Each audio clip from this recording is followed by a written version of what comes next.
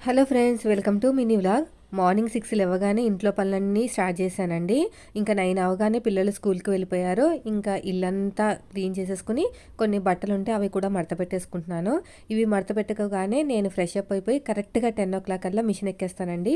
Machine ఎక్కే ముందు ఏమైనా కటింగ్ చేసుకోవాల్సి వస్తే అది కూడా కటింగ్ చేసేసుకుంటాను. ఇలాగ టైంని మేనేజ్ చేసుకుంటూ వేస్ట్ చేసుకోకుండా మనం పక్కా ప్లానింగ్గా మనం డేని ప్లాన్ వేసుకుంటే ఖచ్చితంగా మనం ఇంట్లోనే ఉంటూ జాబ్ చేయకుండానే మనీ అనేది సంపాదించుకోవచ్చు.